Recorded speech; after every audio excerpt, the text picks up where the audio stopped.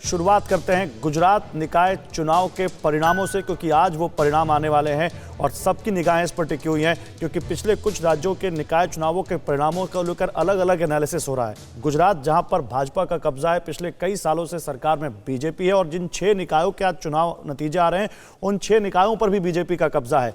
लेकिन क्या बीजेपी अपना गढ़ बचाने में कामयाब रहेगी? क्या जो कम वोटिंग हुई है वो बीजेपी के लिए चिंता का सबब है? आम आदमी पार्टी और ओवैसी की एंट्री का नुकसान किसको होगा? ये सब बात करेंगे। लेकिन उससे पहले इस वक्त की बड़ी खबर आपको बताएं। गुजरात के 6 नगर निकाय चुनाव के नतीजे आज आ रहे हैं। सुबह 9 बजे से शुरू होगी निकाय चुनाव के वोटों की गिनती।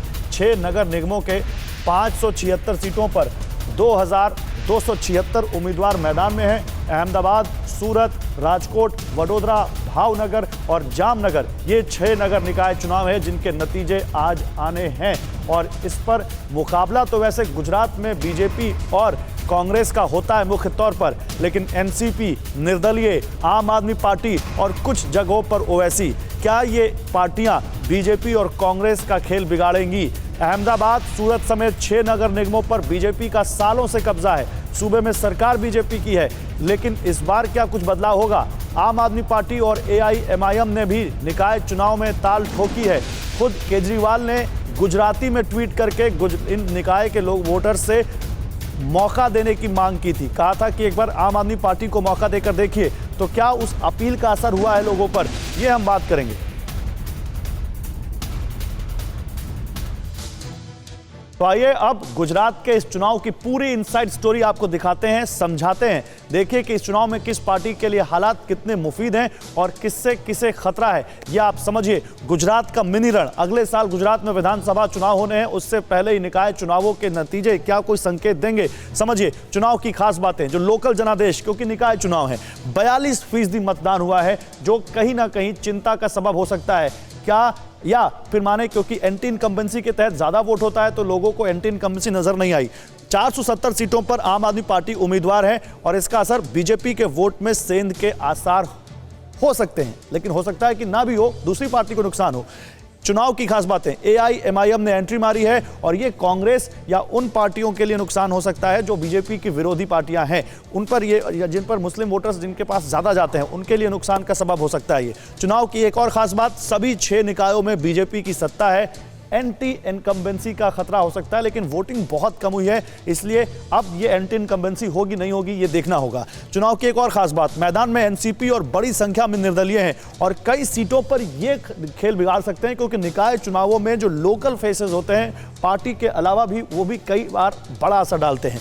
निगमों के नतीजों के बाद पालिका और पंचायत चुनाव होने हैं और ये संकेत दे सकते हैं कि जो शहरी जनता है गुजरात की, वो क्या गुजरात का मूड बता रही है, और फिर जो पंचायत के चुनाव होंगे, पालिका के चुनाव होंगे, वो क्या उसी से वहां से उनका मूड दिखाई देगा। ये गुजरात का जो लोकल जनादेश है, इसकी कुछ खास बातें हैं। जिग्नेश पटेल अहमदाबाद से हमारे संवाददाता हैं और अहमदाबाद तो वो निकाय है जिग्नेश जहां पर सबसे कम वोटिंग हुई है इन सभी 6 में। अगर हम 42% की बात कर रहे हैं तो अहमदाबाद में तो 40% वोट भी नहीं हुआ है। तो अहमदाबाद में और इसके अलावा जिन सभी 6 निकायों की हम बात कर रहे हैं, क्या सबसे ज्यादा अगर किसी का कुछ दांव पर लगा है तो वो बीजेपी है, बाकी सबके पास खोने के लिए कुछ नहीं है?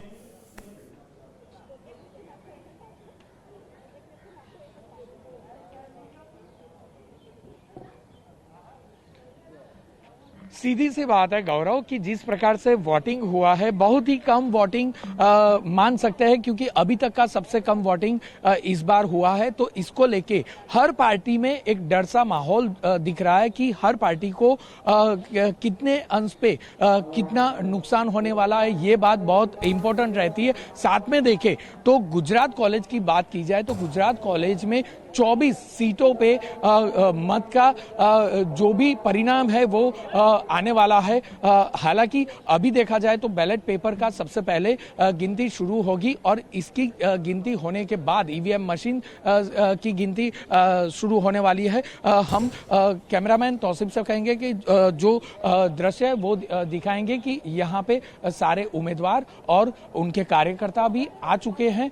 निश्चित तौर पे कोरोना के कारण बहुत ही लिमिट लिमिट लगा दी गई है कि ज्यादा भीड़ न की जाए। कार्यकर्ताओं पे भी रोक लगाया गया है। जो गिनती में बैठने वाले लोग हैं वो भी काफी सारे कम कर दिए गए हैं। जो अहमदाबाद का चित्र देखे तो अहमदाबाद का जिस प्रकार से सीट है तो टोटल 48 सीट पे से 192 उम्मीदवार खड़े हुए हैं और ये उम्मीदवार में काफी सारे नए उम्मीदवार पे भारतीय जनता पार्टी ने पसंदगी रखी है। इस बार काफी सीनियर नेताओं को साइड पर रख दिया गया है। ये समीकरण है, ये बहुत ही इंपॉर्टेंट है क्योंकि इस बार सीनियर नेता न होने के कारण ऐसे कई वार्ड है कि जो वार्ड में जोधपुर, गोता, चांदखेड़ा, थलतेज, सैजपुर, कुबेरनगर, ये सारे वार्ड में नए चेहरे। जिग्नेश, मेरे पास समय कम है, मुझे 10 सेकंड में एक सवाल का जवाब और दीजिए, फिर मुझे गुजरात की एक और खबर दिखानी है। क्या आम आदमी पार्टी और AIMIM की एंट्री का कोई असर इन निकाय चुनावों पर जमीन पर दिखता है?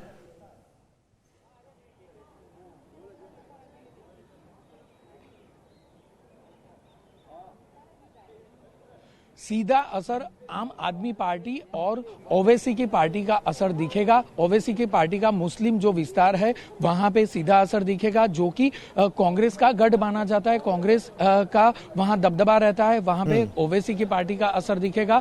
कांग्रेस के वोट टूटेंगे और साथ में आम आदमी पार्टी की बात की जाए तो वो भारतीय जनता पार्टी के नाराज जो भी कॉर्पोरेटर थे उनका असर आम आदमी पार्टी को फायदा होगा और आम आदमी पार्टी ठीक है। शुक्रिया आपका जिग्नेश, इन तमाम जानकारियों के लिए। तो देखिए, असर दिख सकता है लेकिन फाइनल टैली जब आ जाएगी, जब नतीजे आ जाएंगे, तब इसका एनालिसिस करना और आसान होगा कि आम आदमी पार्टी और ओवैसी के एंट्री ने किसको कितना नुकसान पहुंचाया है।